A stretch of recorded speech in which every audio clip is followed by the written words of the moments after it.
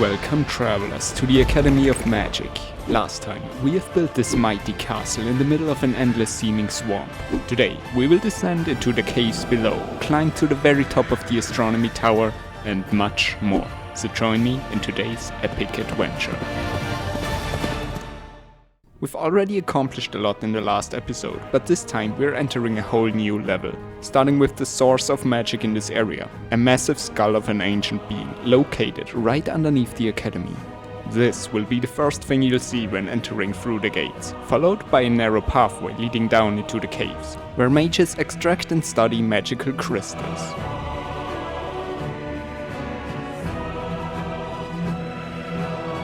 At the foot of a creaky ladder, we'll find the underground laboratory, operated by the alchemists to study the ancient skull in the cave, as well as conducting various experiments with magical artifacts. Many believe these remains were once a vessel of an ancient being. Some even say it belonged to a god of the old age.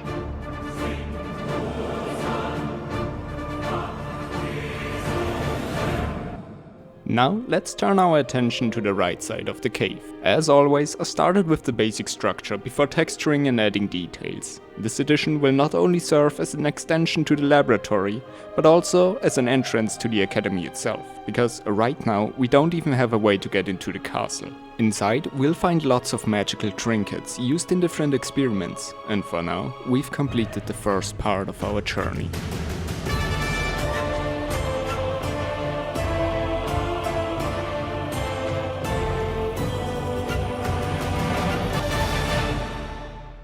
Now let's venture back outside and start the construction of the Astronomy tower. I stuck to the same style as the academy itself, with a dark gradient, pointy rooftops and gothic details.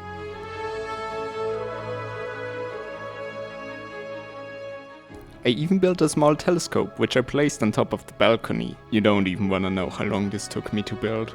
With the exterior finished, let's see what we can cook up for the interior. On the ground floor, we are immediately greeted with floating depictions of the cosmos inside a comfortable lounge area.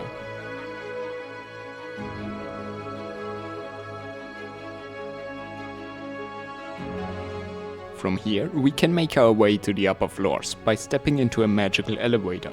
This will bring us straight to the first classroom, while a staircase takes us to a cozy break room before reaching the top floor. I've also made use of custom maps to create these beautiful looking paintings. Now we can venture to the top floor, where we can find another classroom. Even though many sorcerers doubt the magical powers of the stars, Esnia's Rise continues to teach the subject to this day, upholding a century-old tradition.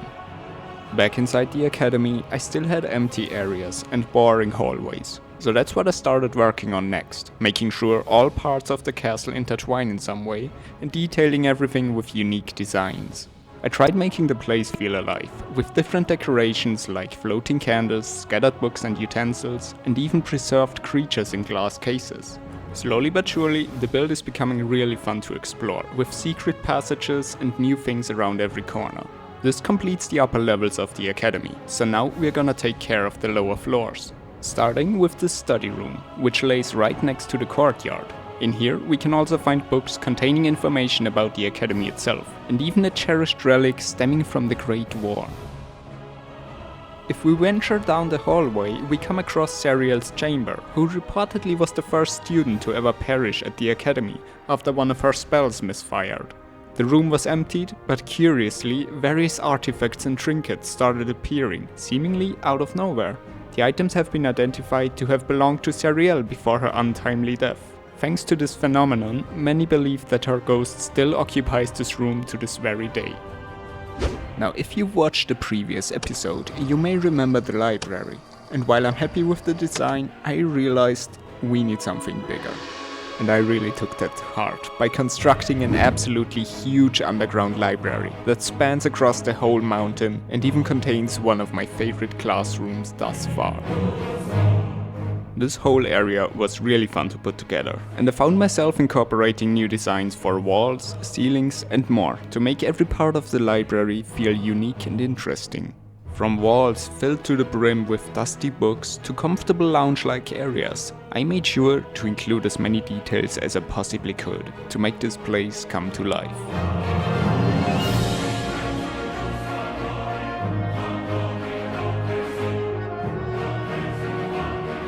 Now, I have built the whole academy before the introduction of shelf blocks, so after I finally updated the map to a newer version, I went through the entire build and updated most rooms with the new blocks, including the library. Now, I was going for a pretty open look, so you can really feel the scale of the library, while including small details all around, like piles of books and ladders to reach the top shelves. Since casting spells is not only very useful, it can also lead to extremely dangerous situations. Therefore, students are required to intensively study and research each individual spell and how to execute it properly, before they are allowed to put their knowledge into practice. Attached to the library, we'll find another classroom. The original plans for the academy show that this was actually supposed to become a chapel, which explains the unique layout of the room.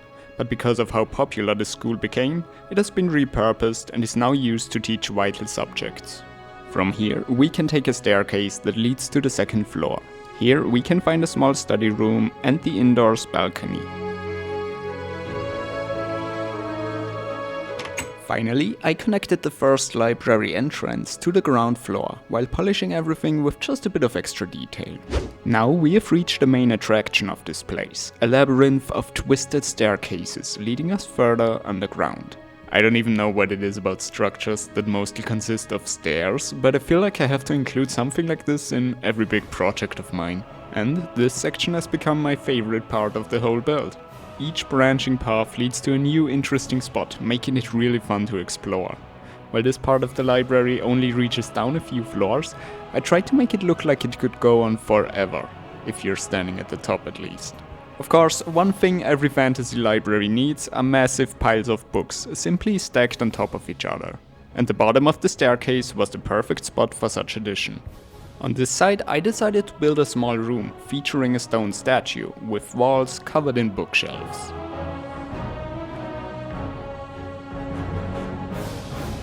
I admit, the statue looks a bit silly, but I still kinda like it.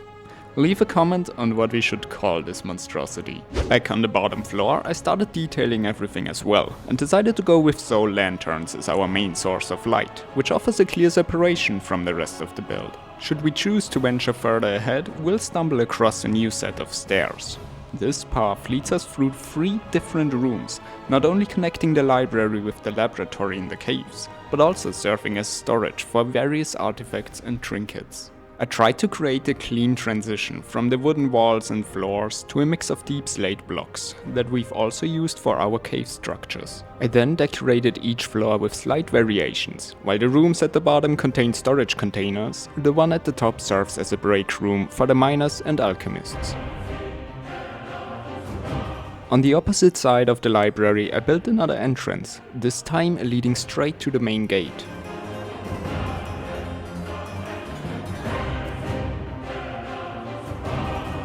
First, we have to walk through this lounge area before we're able to enter the library by opening a secret passage in one of the bookshelves. Now, with the library completed and all paths connected, let's venture back outside. I've mentioned in the last episode that using magic often ends with lethal injuries. Even before the construction of Esnia's Rise was completed, a cemetery was built. Dozens of graves serve as a reminder that attending this school can quickly take a dark turn. Even the Academy's founder, the mage Esnia, met his end through powerful arcane energies. His coffin sits inside the chapel, which was built by his own daughter to honor her father's memory. Over the years, the Academy has become a safer place, but unfortunate accidents still happen to this very day.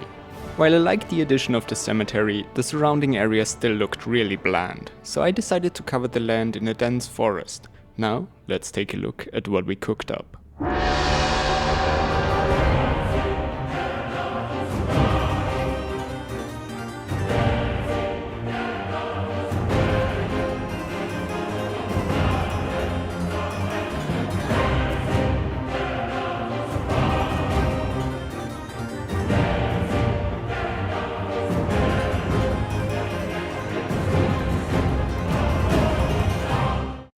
This was my most ambitious build yet, so if you want to support this channel, you can download it now over on my Patreon. You'll find the link in the description. Thanks to everyone who's already subscribed, it really means a lot. Now don't forget to like and subscribe, and I'll see you in our next adventure.